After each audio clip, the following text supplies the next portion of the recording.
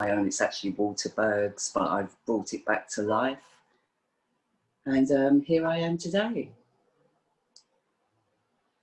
Amazing. What about you? Oh, wow, I've loved astrology since I can remember, since I was little. I've always had my head in the stars. But I was using Western astrology for a long time, and then it must be like 3 years ago now, and I was posting about astrology on my timeline, and somebody, I can't even remember who it was now, said the moon isn't in Cancer, it's in such and such, and I was like, what? But it was such a big gift because it sent me on this new path, and then I found you, and yeah, and it's just I love working with the moon and the cycle, so a lot of my work is for Pillars of the Moon. It's to do with the Celtic wheel of the year and how the 13 moons in the calendar. So I'm quite interested in the Mayan calendar and all of that kind of stuff. So I'm just weaving together all of the stars and the seasons, and yeah, it's really beautiful. Yeah, I love your work. You know, I love the way you go deep into things, you know, and yeah, you know, I remember when I first met up with you, you just threw all these articles my way, and I was like, wow, wow. Like, where'd you get all this information from? Because it was all so relative to what I was doing in my own work, you know, working with Black Moon Lilith and the sign of Ophiuchus.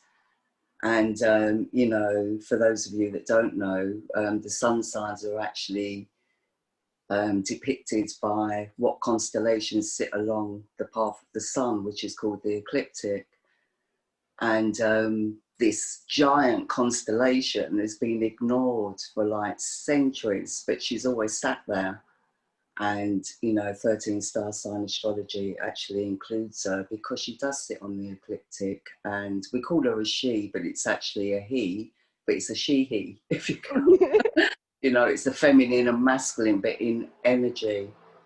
So very closely connected to Aquarius, because that's the umbilical cord, you know, or Ophiuchus is the son of Aquarius. So how he got or she got kicked off the ecliptic and ignored for all this time is just a little bit kind of like, you know, why? Why, exactly, why? It's a very powerful sign, isn't it? And Very powerful, yeah. talking about, you know, your sun is in a focus as well, so it's like this is probably a big reason why you're so passionate about it, because it's a big part of who you are. Yeah, and I think with most of Fuca's people, and even other star signs have come to me and said, you know, I never really felt like her. I never really related to it. And it's not like any really form of divination determines who you are. It's just a guidance. It's just a guideline. You know, when you sort of read your astrology book, you go, oh yeah, I can relate to that. Oh yeah.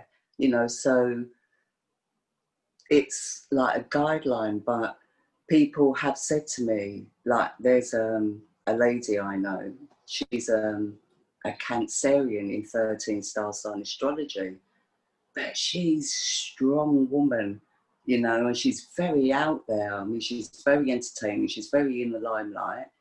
And she says, you know, even though I've got all this Leo passion and people say I'm a typical Leo, she said, I've never felt like one. She said, I've always felt the Cancerian energy. She loves cooking, she loves home, she loves family. And even she's very creative. So Cancer in the true lifetime sky actually rules the 5th house, not the 4th house. So the sign of Cancer is all about creativity. It's all about children. And, you know, Leo, which was the original ruler of the 5th house. Can you see me? Because I've got a notification through. Yeah. Yeah. I mean, he's more about health now, because, I mean, in this day and age, we're more about sun health and vitamin D and stuff like that. So it's all, you know, the sky's always moving. So, you know, we will eventually enter into the age of Aquarius, but right now we're still in the age of Pisces, but we're in the vital stage of the age of Pisces. We're at 8 degrees, that's the crystal energy, but that's much Saturn's energy as well. Yeah. And the 1-1-1-1 and 2020 added together today, that's the 8, isn't it? Yeah. Major ascensions today. you know. It's definitely, this today, I think, is definitely the kickstart to all the eclipses coming up and the Mm. conjunctions. And so this is the grand finale that we are now entering into astrologically. Yeah, and it's been such a big year, hasn't it? Oh, God. So, well, let's go into because we've got some interesting alignments coming up. I mean, even tomorrow, isn't it? The 12th, we've got Jupiter and Pluto coming together. Yeah, And then that's Mars coming out of his great. retrograde as well, isn't he? Mars is coming forwards after his retrograde. Oh, poor Mars. He's really been through it, I'm telling you. Yes, a big healing journey in the waters of Pisces.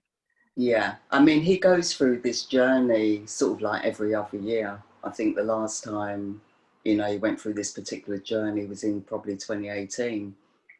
Um, so, but when he comes out of Pisces into his own sign of Aries, wow, it's going to kick. It's in January, and in the GMT time zone, it's on the 4th of January, he enters into his own sign of Aries. And then on the 21st of January, he comes into conjunction with Uranus. So, yeah, that's going to be major. So, we're looking at January as being quite a month. I mean, after the December eclipses and conjunction as well, it kind of makes sense anyway. Yeah, and I can feel like, you know, how it plays out in my own life. I really feel the energies. Um, and it's like he's been in the underworld. He's been conjunct Black Moon Lilith a lot and Chiron a lot. And it's like he's going into his fears, he's going into his shadows and all of his wounds. And now he's about to emerge from the water and come into the fire. And it feels like a phoenix energy, doesn't it? Like coming up and out and like it's Yeah, like it feels so powerful already, and I can feel him beginning to. It's like he's starting to swim up because it's starting to go forwards. I think is it tomorrow or the 14th? I think I've got the date down here. 14th, yeah, Yeah. yeah, the 14th. And yeah, so he's beginning to see the light at the end of the tunnel now. So, but with the Mars energy, it can be very impatient. It's like, no, I want it now, you know. So still, he's in this quandary of impulsiveness and throwing tantrums, you know, or getting really melancholy.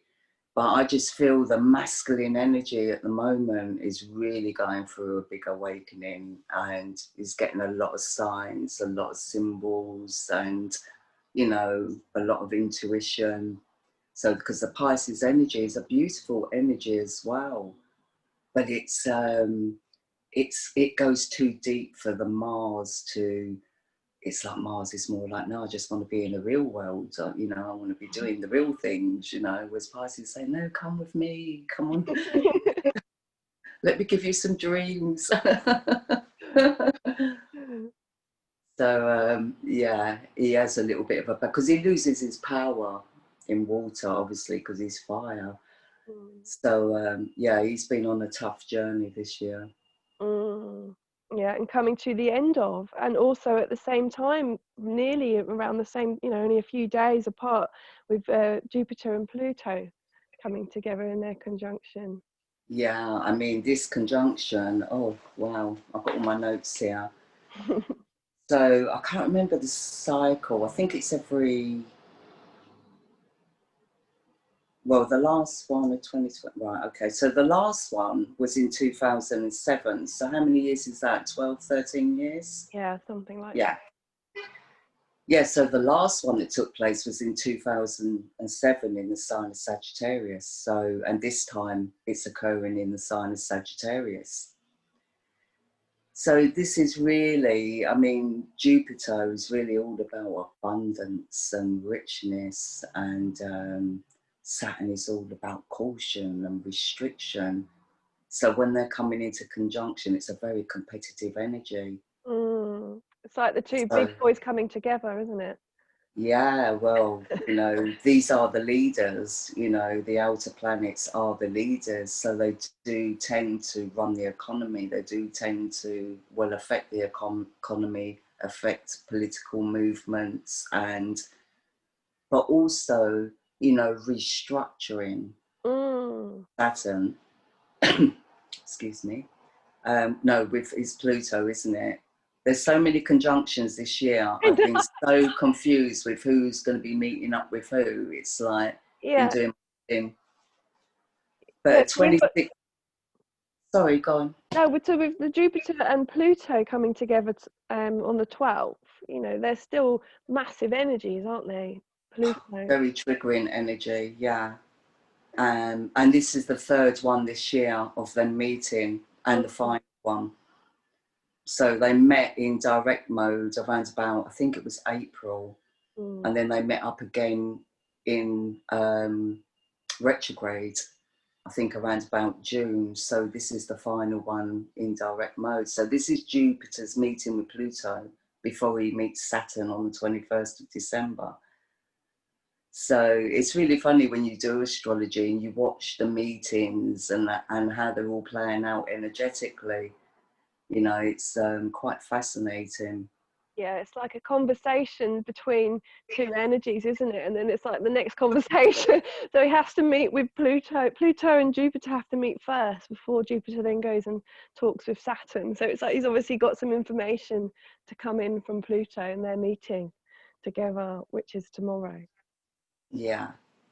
And Pluto's a very dominating planet, even though he's only tiny, he's actually very dominating. And, you know, Jupiter and Saturn, they're a little bit more sort of like, oh, you know, let's compromise. So obviously Pluto is in Sagittarius at the moment. He will be entering into Capricorn in a couple of years' time. So obviously he's making his case of like what he wants in place before he gets to Capricorn. So it's down to Jupiter and Saturn to really sort out like this great reset. The economy as well, and money and structures of systems that we've been living in for Yeah. such a long time.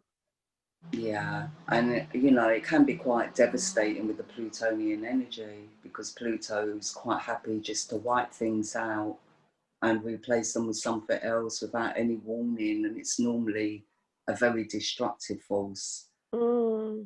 So, you know, obviously Jupiter and Saturn are doing their best just to like, well, you know, we can come up with a new plan, and but this is where we, the people, you know, we have to watch, we have to be involved. You know, we can't all just sit back and go, oh yeah, leaders of the world, we'll leave it to you, you know, because they're going to do what's best for them, aren't they? It's human nature. Yeah. So it's about coming into power in our own self and asking, what do I want for my life and my children? And how do I create that? Yeah. I mean, you know, with the Pluto Jupiter conjunction as well, it's like optimism versus pessimism. Yeah. And it's also like idealism versus materialism. So it's all about finding the balance, that in between, you know? Yeah. Wow. Wow. And so as well, we have some eclipses coming up, don't we? We have the lunar eclipse, which is beyond the full moon, which will be in the sign of Taurus in the lifetime sky. Yeah, it's on the 30th of November. So the eclipses really, I mean, the Ophiuchus energy, in the whole 7 years I've been working with 13 Star Sign Astrology, I've never seen Ophiuchus energy so strong. You know, because from when the South Node entered into Ophiuchus on the 2nd of September, it was like, that's the rumbling. Then like and that is the birthing of her energy. This is like the divine feminine is rising in big time. I mean, she's been doing a lot of work over the years. So now she's ready to birth, you know, but what is she birthing into right now? So, you know, there's a lot happening behind the scenes. Yeah, and it's interesting as well because the lunar eclipse and the solar eclipse, they're mirroring the moon's nodes, aren't they? So the North Node is currently in Taurus, and so the full moon lunar eclipse will be in Taurus, and then the South Node is in Ophiuchus at the moment, and then the solar eclipse, which is coming up on the 14th of December, will be in Ophiuchus. So it's like the nodes are matching the eclipses, which feels so powerful. I don't know if Yeah. that happens often. No, it's quite a rare. No. I don't, yeah, I mean, I think the last time the South Nodes were entered into Ophiuchus, oh, when was that? I can't remember now. I remember I mentioned it in one of my podcasts. I think it was around, oh yeah, it was 2002, or it was just 5 months after the 9/11 happened. Wow. The South Node entered Ophiuchus, and it's strange because it was 5 months or 5 or 6 months after we got hit with this virus in March Mm. that the South Node entered into Ophiuchus. So I definitely feel there's a relevance and a connection there.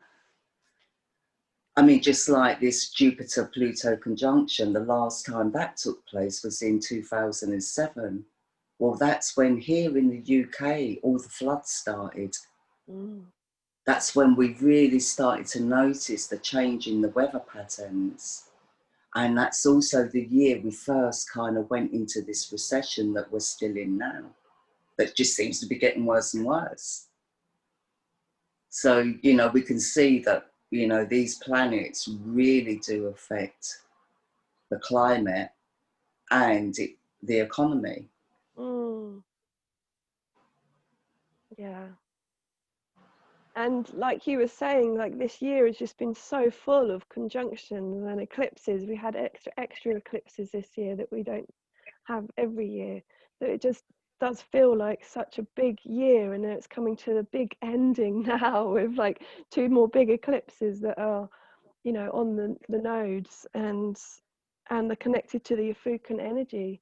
And so it's like, what is going to happen over these next kind of 6 weeks? You know, it's such a short amount of time until we get to the Jupiter and Saturn meeting on the 21st of December, which is the solstice, isn't it? Yeah, it's a solstice as well, which makes that even more powerful, really, in a way.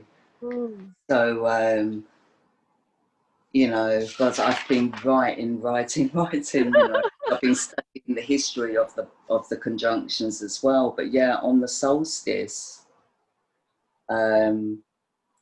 we have Jupiter and Saturn, but they're going to be in square to Uranus in retrograde in Aries. So this is really, you know, a time of where compromise is needed, but it's not going to be available. There's going to be this rush to make changes. There's going to be this strong urgency to make all these changes. But the thing is, you know, we have to understand that Rome wasn't built in a day. It's not going to be a reset like get out your magic wand and everything's going to change, and it's not going to be effective. Because, you know, this actual particular, I mean, the Saturn-Pluto conjunction that happens in January, I mean, that was powerful. That only happens every 38 years. Mm. But this Saturn-Jupiter conjunction, I think it happens every 20 years, but it's actually considered the great conjunction in astrology.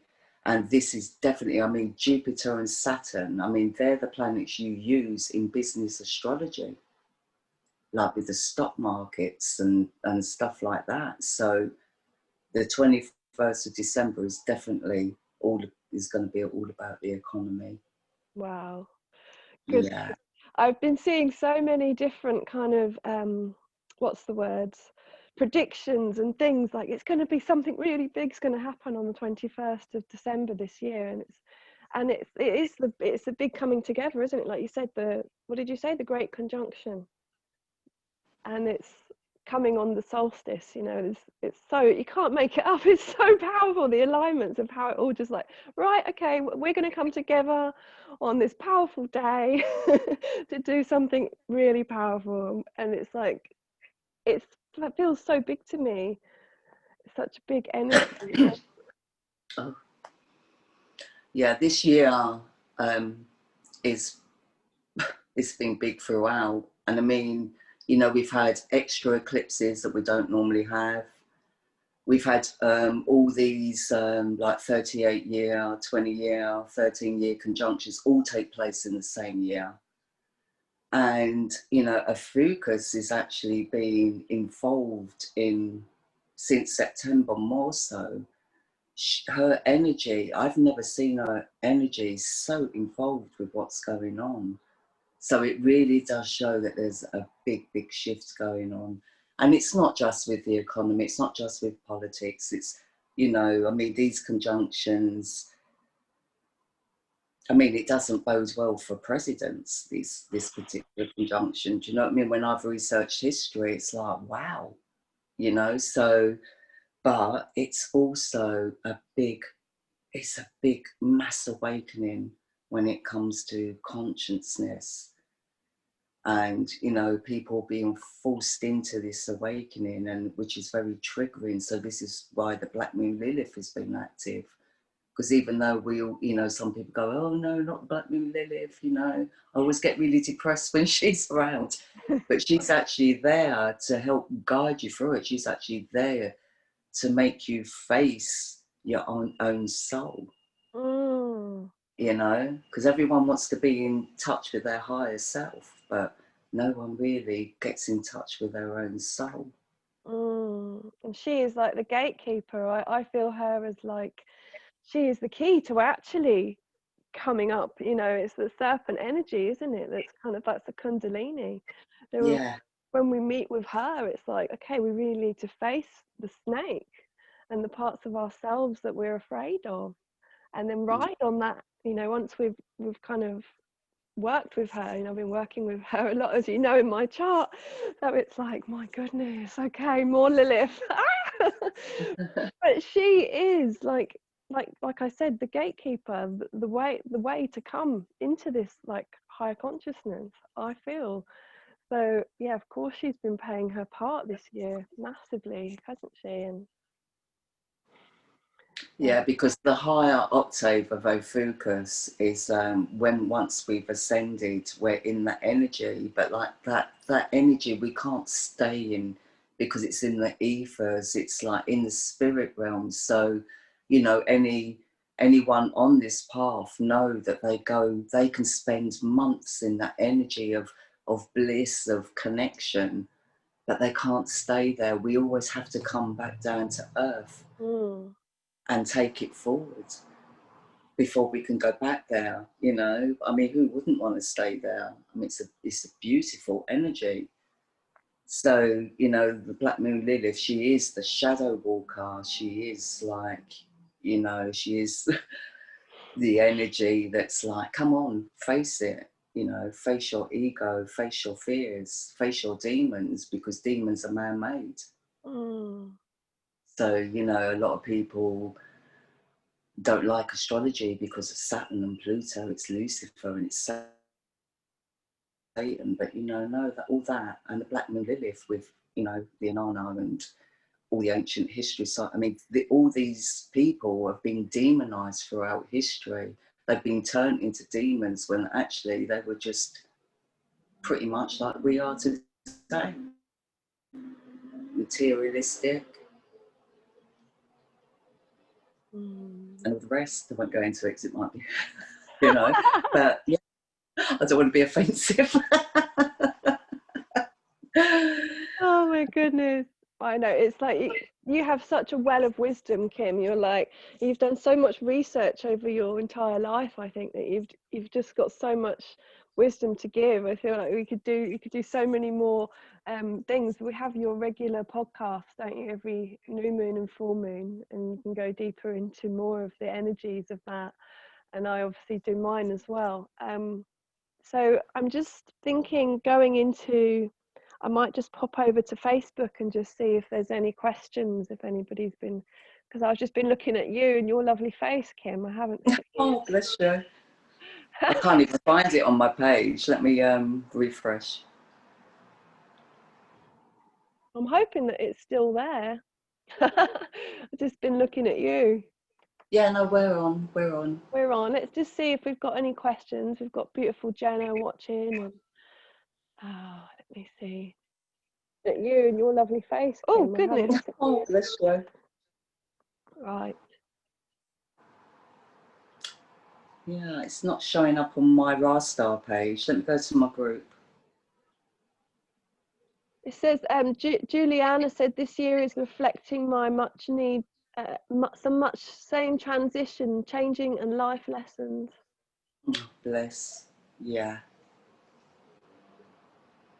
If anybody has any questions, just please pop them in now, and we can answer them before we wrap everything up, because we're getting, how long have we been on now, Kim? Quite some. It's 11:42. Wow. So I just want to say as well, thank you, Kim, for all of your inspirations and how you've been sharing with me over the last year. I think I've learned so much from you, and I feel like such a soul connection with you. I feel so grateful to to know you and to be on this journey with you. Yeah, no, it's beautiful, because since doing this, I've met some really beautiful people, and like, you make friends for life because you're all like-minded and you all connect really well. So yeah, it's fantastic. Yeah, amazing. I'm just going to pop back over because I'll just wait to see if anybody has said anything. No. This year has been a big transformation. Yes, Julianne, it definitely has. My God, it's been such a big year, hasn't it? I remember actually in January, at the time of the Pluto Saturn, is that right? In January? Yeah. Yes, I was in the Hypogeum. Do you remember in Malta? We went to one of the oldest temples in the world. Oh, And it was yeah. like, wow, it's such an initiation. It was like, wow, something really big's happening, something really big happening. And then we came back to England, and then, like you say, like all of the coronavirus stuff came up, and it's like, wow. So it's like they're, we're having so many big conjunctions coming up again at the end of the year. It does make me wonder, what's next? What's going to be this pinnacle, this kind of grand finale? And I could never have imagined this corona would have gone the way it's gone, and everything that's happened through all of this. So it's like, I can't even imagine. We can foresee and guess and say, but it's like, until it happens, it's going to be like, wow, okay, that's what it is. Well, the solar eclipse is the actual awakening. Like, the lunar eclipse takes us down into the depth of the darkness. And even though the solar eclipse does the same, we come up with a higher consciousness. And through it, we are going to discover our magical gifts. We're going to have to simplify our lives. We're going to have to basically go back to basics. And everyone hates that now because of who it's associated with, but that is literally what these conjunctions are going to do. We're going to go back to basics, so we're going to have to build again. Yeah. I've been getting the Tower card a lot in the tarot, Yeah, Tower. but it's got to be, it's got to be to the benefit of the people. Benefit of all. Yeah. I think this is what the nodes of Taurus and Ophiuchus are doing, isn't it? It's like this kind of, because Taurus is all about the earth and values and groundedness. And yeah, but Taurus always also loves luxury, and it's very self-serving. In the negative, he's a very self-serving energy. So that's why he's opposite Ophiuchus, because Ophiuchus would just live natural. She would just, forage in the woods for food and stuff like that, because that's her energy. And, she's all about vibration and, healing. And so, yeah, I don't know. It's really hard. I mean, we didn't know how all this was going to play out this year. We just knew it was all coming in, that there was going to be change and it was going to be big. So even with the grand finale coming up, we could say, yeah, it's politics, it's the economy, it's the Great Reset. People say, like, what is it, the heaven on earth? is it the heaven on earth scenario? Well, it will only be that if we put in the effort to make it that way. You know, but in the meantime, there's a lot of devastation. And we've got to be compassionate. And support each other. Yeah, definitely. I'm feeling a real kind of, in my life, like a real kind of community thing of like just reaching out to people. Are you okay? You know, I've got a friend who's older. She's not been well. There's been a lot of people who've been quite down. So it's just making the effort to check in with people, say, hey, how you doing? You know, and Definitely. also asking for help. You know, if we're struggling, you know, with Paul, when he wasn't my partner, had a really bad back injury, and I had to ask for help. You know, and it's like, I think it's really a time of coming together and helping when we can, if we're in our health and if we're feeling all right, resting when we need, staying connected to our heart, and yeah, loving each other. So keeping the wisdom, you know, keeping the wisdom there as well. Because I was saying all throughout last year, you know, we've all got to get into our self-power. We've all got to get independent in ourselves. But that's not to say we can't reach out. But, you know, it's like with Juno, I've been saying with Juno, I mean, she's a very needy energy at times. And, you know, she's got to have a partner. You know, this is all about being self-power. And it doesn't mean to say you can't have partners or, you know, but you've got to be strong in yourself. And when you do meet other people, you've all got to be on that equal footing, because we're all going to be in the same boat, you know, different circumstances, but, you know, we've all got to, you know, I don't know, we'll see how it goes. But definitely got to be a community spirit, definitely. Yeah, I'm feeling that really strongly. And we had a real good year of growing food as well. And like you say, going back to basics, what do we need? You know, what do we need to sustain us? And can we grow it ourselves? And we had such an abundance. And there's only two of us, and we've got a small garden. We think, wow, you know, if we had more space, we could do double this and feed, you know, a tribe. I think, yeah, it's going back to the earth and her cycles as well, and the flow of nature and what that's teaching us, and how we can support ourselves by being in touch with the land and nature. And Yeah.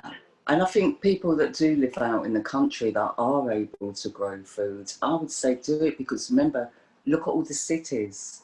There's only so much. I mean, I'm lucky. I've got a semi-detached house with a garden. You know, I've got loads of space. I can grow food here. You know, but there's people in blocks of flats that have got, maybe some of them haven't even got a little balcony. You know, so yeah. I mean, if it comes to that,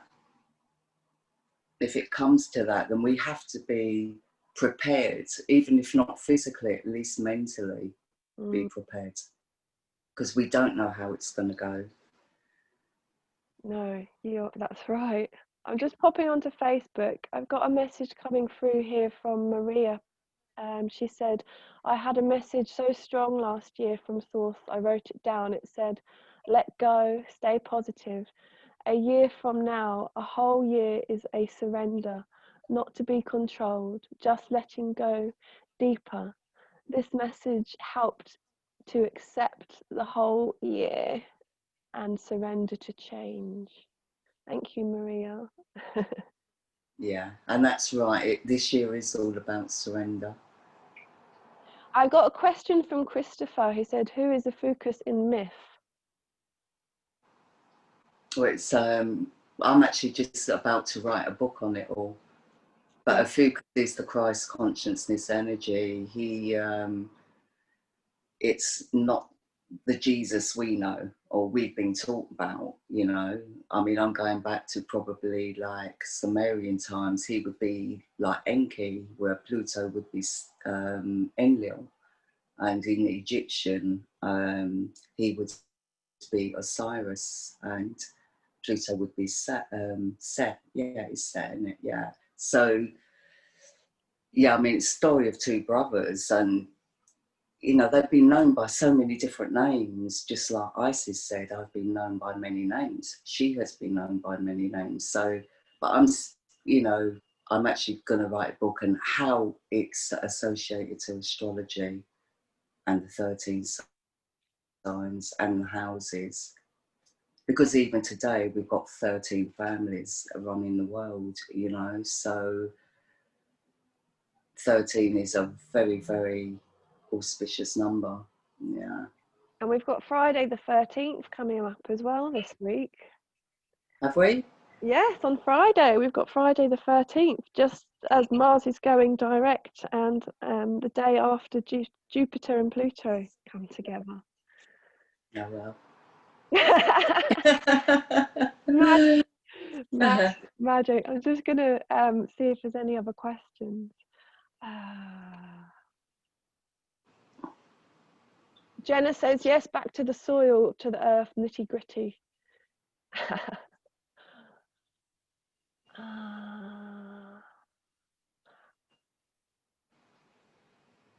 So is 2007 correlating with now? That's what Elias is saying.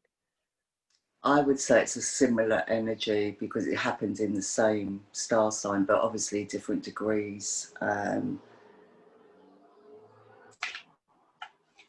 And Pam says, what did you mention about Orisis, sorry? Osiris, was that he holds Christ consciousness? Yeah, to me, like Osiris Enki, they were the first human beings.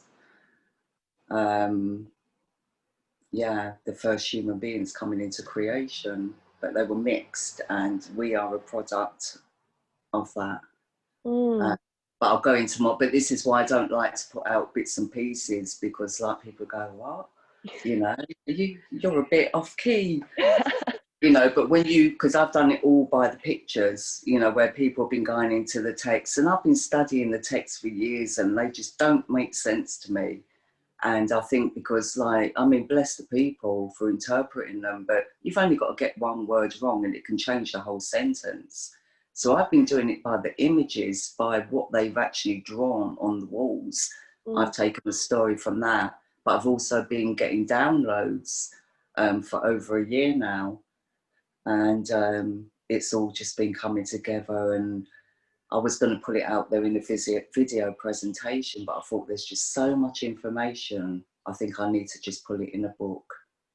And that I'm just getting all my stuff together now, all my notes. Because I've been doing voice recordings every time I've had information. I've just been doing voice recordings, and I've just got to put it all together now. Wow, that's so exciting, Kim. I can't wait to read it.